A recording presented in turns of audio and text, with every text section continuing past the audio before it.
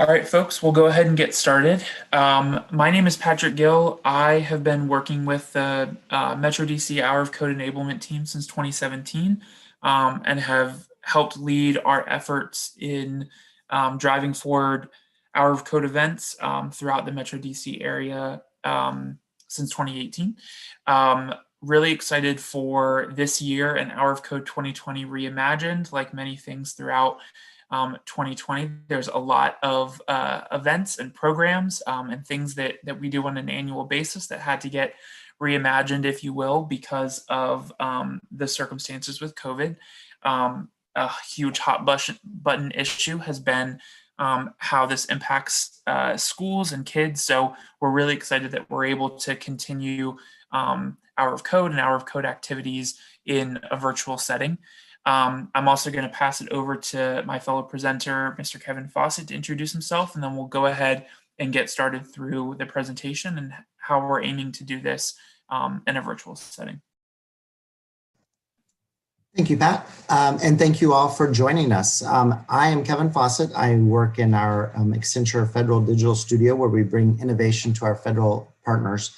One of the reasons I've joined this is 2 years ago, my daughter, who's a second grader in Arlington Public Schools, came home and said, "Today there was someone from your company, Accenture, that taught me how to code."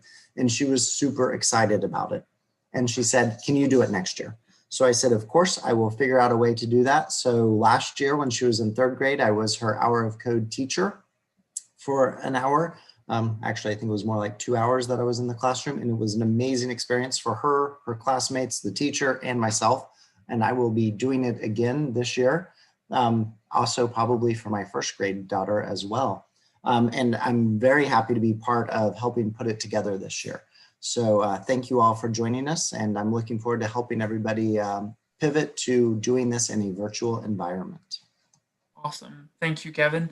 And just a quick reminder for those who are on the call, we have this session today. We're hoping to continue signing up volunteers for the shifts that we have live on the site. We're continuing to add more shifts. So if you have more flexibility in your schedule next week and want to volunteer in more than just one shift, you're more than welcome to sign up for more than one. And we also have our hype event, or kickoff event rather, from 4 to 4:30 next Monday, on the 7th, which links for that have been sent out to parents and students and teachers all across the Metro DC area, and will feature speakers and other Hour of Code luminaries and folks in STEM education and whatnot. So this will be those will all be really great events. Our agenda for today will go over a background of Hour of Code, facilitating virtual events, a basic lesson plan with some code.org resources as well, and then open it up for any questions that folks might have. There is a chat feature in the Zoom, so if you have questions as we're going through, feel free to throw them in there. And at the end of the slides, we're more than happy to address any that come up. So starting right here, a few key facts from Hour of Code across Accenture. So Accenture made an annual donation about 4 years ago of $500,000 and committed a whole bunch of pro bono time and commitment to code.org to develop some coding education resources and games and whatnot. And that commitment has continued, especially the pro bono piece, which is what Hour of Code is. That commitment has continued over the last several years. We have invested about 10,000 hours from Accenture volunteers into these events. And part of the reason why we do it is because about 67% of all new jobs are in computing, and it's the #1 source of new wages. Computing jobs are in the United States. So really trying to build up that workforce and that excitement around STEM education overall, and certainly computer science. However, only about 47% of US high schools actually teach computer science education. So things, programs like Hour of Code help to bridge some of that gap and or complement the computer science education that's already going on in schools across America. And we have this quote here from Paul Doherty, our CTO and the chief executive of the technology group. By enabling young people to learn to code, we're helping our next generation believe in the power of technology and wield it to improve the way the world works and lives, which is a key tenet, obviously, of Accenture. I'm going to go ahead and see if we can try this, see what happens.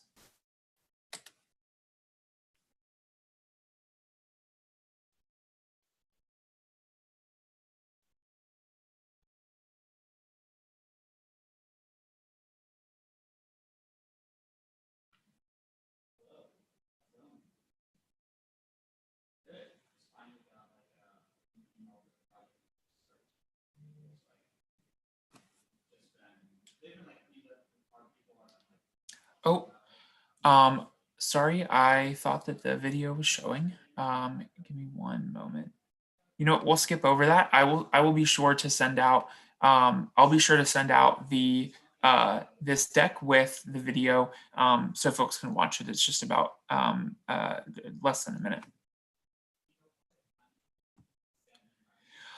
All right, so here in the DC metro area, Metro DC has consistently set the standard and led the way for Accenture Hour of Code events. As we were standing up a whole bunch of events across the southern region, Metro DC was kind of the template that other regions were using to build and to grow their Hour of Code events as well. So we've been doing Hour of Code events for about 6 years now. In 2019 alone, we reached over 12,000 students. With 340 plus volunteers, we were able to create that sort of impact. And we also helped bring in client accounts in our partner organizations to support these efforts. Here in Metro DC specifically, we worked with the Office of the Chief Technology Officer for DC Public Schools, who helped volunteer with us in various metro or in various DCPS schools across the city. And I'm going to pass it over to Kevin. Great. So like many things in this world, we've had to pivot to a virtual environment this year. So for doing this in a virtual environment, there are a few things that we're going to do a little bit differently, or we recommend doing differently. I think the first is something that we do normally is reach out to the teacher before the session.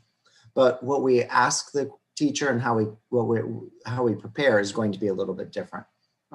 First of all is figuring out how that teacher in that particular school wants us to join the particular class's meeting. So some teachers use Zoom like this, some use Teams, and there's other platforms. So we need to figure out exactly how to join. That is the key point. Schools such as Arlington Public Schools require you to fill out a volunteer waiver beforehand. So if you haven't done that, you need to make sure to plan ahead. Some of them take a little bit longer than others to do. And lastly, probably one of the more important things for me is to figure out the rules of the road for that particular classroom. How does that teacher get people to pay attention? What are some of the ways that the students interact with the teacher? Do they use the chat function in Teams or Zoom? Do they use the raise your hand feature? So really asking the teacher some of those ways that the students interact with the teacher. And if someone is talking too much, how do we gently ask them to mute themselves? Things to that nature. Very similar to what we do in our professional work days as well, of what are our rules of the road for when we have our meetings in the professional world. I think it is very important to make sure to do the proper planning for this. There is the planning of going through and figuring out what a particular code.org exercise you're going to do, but also adding into that of how you're going to communicate with the teacher and the students during the session itself. And as we have on the bottom of this, a lot of the teachers have exit quizzes or something at the end of a lesson plan. So we recommend also asking the teacher to use Kahoot or something similar, so that at the end of a session that you ask them what they learned to get some feedback for it. So I know a lot of classrooms use Kahoot.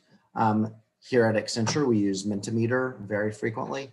So find out if there's a way from that particular teacher or that school, how you can do a quiz at the end of it.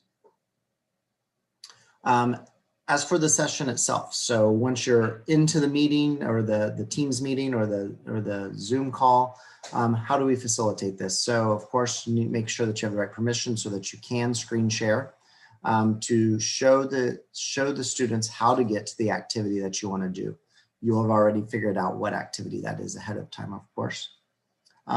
Go through and show where to click and how to get to the activity, and maybe just go through a few of the first pieces of instruction on using that particular activity. The next bullet, raise your virtual hand or type in the chat window. Just as I mentioned earlier, try to keep it engaging as possible with the students. I think that that'll be very important to get them to not only go through the code.org activity that we're doing, but try to make it engaging with them too. If they have questions, ask them to share their screen with you or ask them to type it into the chat window. We don't want to interrupt the entire class for one person's questions, but we do want to get those questions answered and help people as much as we can, help the kids as much as we can. And of course, the most important thing, smile. I think turn your camera on, smile, make this exciting and something that will inspire these students to want to do code.org after the session itself. I know that my daughter does code.org frequently. Whenever she's bored, I will see her grab her computer and go to code.org and do things on it. She was very well inspired the first year that she did this. So I'm excited that I've been able to inspire her and some of her friends. And I hope that all of us can continue to inspire this next generation. And then the footnote here is if you don't have a computer science background, if this is your first time, don't worry about it. It is not very difficult to do. In fact, it is quite fun, particularly the dance party. It is a very fun activity to do and it's easy to catch on to. So that is some of the high level things. I think just keep in mind how you do a virtual meeting today when it's for work. Turn on your camera when you are talking, mute yourself when you're listening to others. And then in the case of doing this with a school, try to figure out some of their rules of the road so that you can abide by whatever their classroom norms are to make it as efficient as possible. Pat, back to you. Awesome, thank you. So in terms of a basic lesson plan, and definitely feel free to use this, but then also communicate with the teacher about what it is they expect and what it is they would like from the Hour of Code session. Getting started, introducing yourself and talking about Accenture, talking about technology in your career, maybe how you got there, especially if you have maybe an a-traditional path as to how you got into a STEM or STEM adjacent career that will probably resonate perhaps with students who aren't as familiar with STEM careers. Going to the Accenture Hour of Code site and showing a short video is a really good way to kind of launch into that conversation and talking about Accenture's commitment to coding education, discussing the importance of computer science and the ways that it impacts our lives using examples that are relevant probably to that age group. So thinking about things that probably might resonate with a third grader is probably a lot different than a ninth grader. Looking at digital animation in particular, and even being able to highlight some of the digital animation work that we now do because of some of our Accenture Interactive partners, and talking about the connection there with coding and computer science and STEM careers. And then directing students to the activity as Kevin had mentioned, bringing up and screen sharing how to access code.org in the specific game that you might choose to lead the students through and to support the students as they're going through it. The activity could last from somewhere between 30 to 45 minutes, helping them to complete the tutorial, encouraging them to work together and use the chat features, empowering students to solve any difficulties. One of the things that we talked about that might be good is, since students are able to now share their screen with their entire class, doing some group problem solving in case a student is having an issue might be a really good way to have everybody learn together and to have students provide that support to each other in an engaged manner through the lesson. And then in terms of a wrap up, so doing a debrief, potentially using Kahoot or Mentimeter as Kevin had mentioned, but asking students about what it is they learned, asking them to populate into the chat or to raise their hand to talk about if they want to show anything that they created or how they felt how they felt if they were stuck, and being able to connect it back to Accenture, being able to connect it back to computer science and careers in STEM is really kind of the goal to come out of this, so that students can see the engagement and the excitement around these coding education activities, but are still able to tie it back to careers and their own future in a way that's relatable. We'll jump into best practices here, but are there any questions about the material that's covered so far? If there's anything in the chat, I actually can't see the chat, but Kevin or Junior, if there's anything that comes up.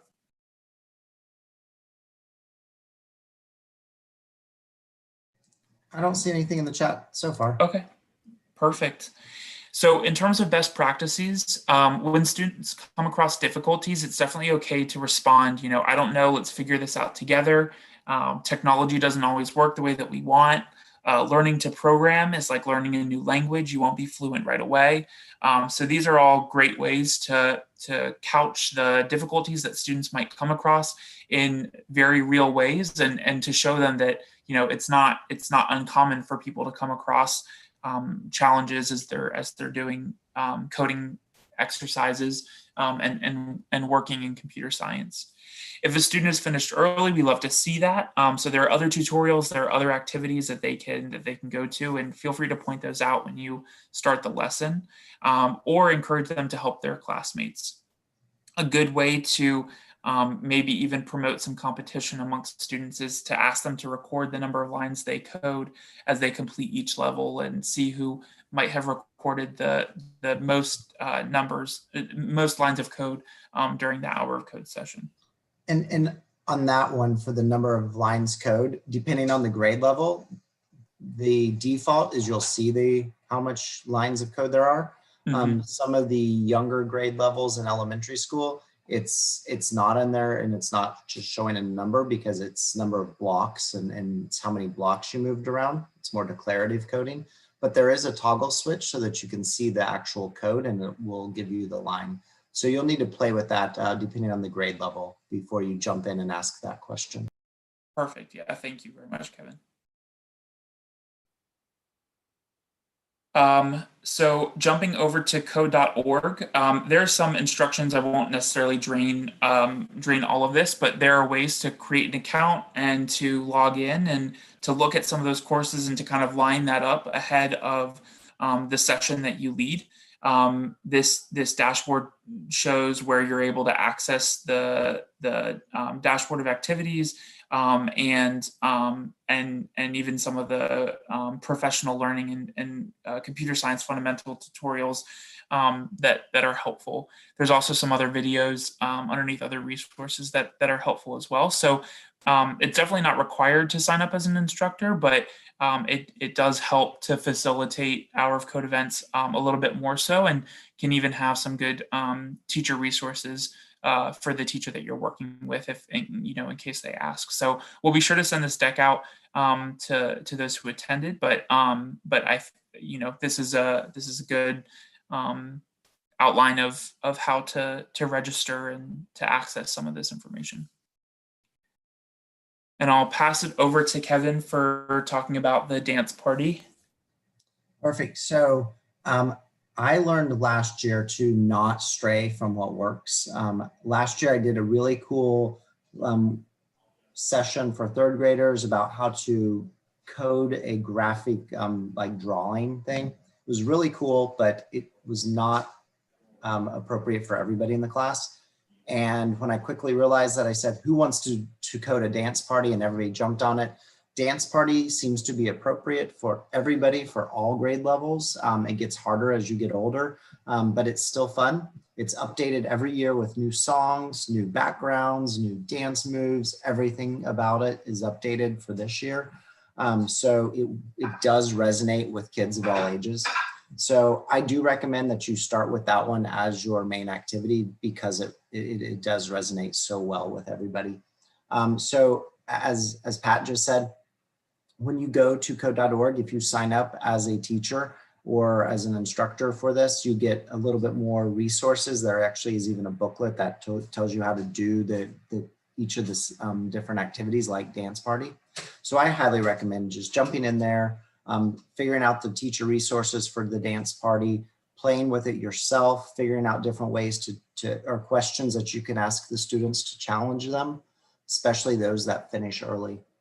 A great thing is if someone gets through many different levels or the entire dance party coding thing in an hour, which I find hard to believe that they may, just ask them to do it again because it's different every single time. And this is something that they will do after the hour of code. They will go home and go to code.org and play with the dance party because it is very addicting for kids and adults as well. So I recommend starting with dance party. There's a lot of other ones that are out there. There's a Star Wars one I know that's pretty cool. There's a lot of different code.org activities, but the dance party is always my recommendation because it's the easiest and very catchy. And my daughter always shakes her head that that's the best as well. Awesome. So that was a quick run through. I know we're hitting close to 4:30. This training session, goes for an hour. I know that Kevin has to jump off at 4:30, but if there are any questions, feel free to throw them in the chat, and I'm more than happy to answer them for folks.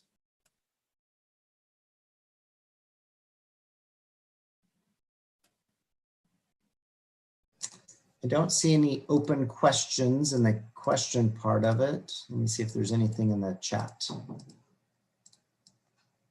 Don't see anything. Awesome. All right. Well, we'll go ahead and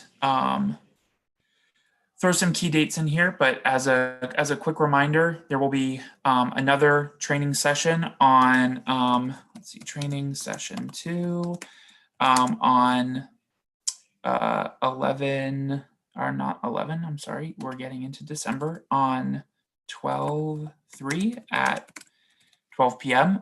Feel free to sign up for that and the Hour of Code 2020 kickoff event, which is on 12/7 at 4 p.m. And if you go to Hour of Code, actually, you know what? I'm going to go ahead and just throw in the direct link into this chat as well to access those specific signups and the Zoom links for each of those signups as well, so that everybody has it. So give me just 1 second.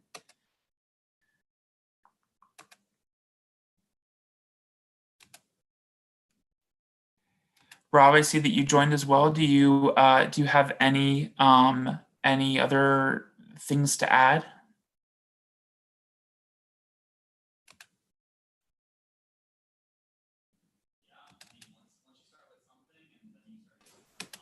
Totally okay if not. We do have a question now that says, should I expect a follow-up before Accenture volunteers attending my class? Yes, absolutely. So we're still getting volunteers signed up for each of the sessions. We will let all of the volunteers know who all is in their session, and we'll send out an email so that they know to contact the teacher and confirm all those details.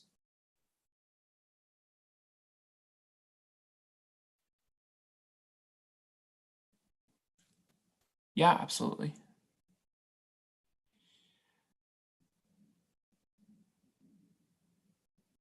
Awesome. Well, if there aren't any other questions, we can certainly wrap up 30 minutes early. I'm still gonna go ahead and post those links, but feel free to feel free to post if there are any additional questions. Otherwise, we should be good to go. Thank you all. I'm looking forward to inspiring more students this year.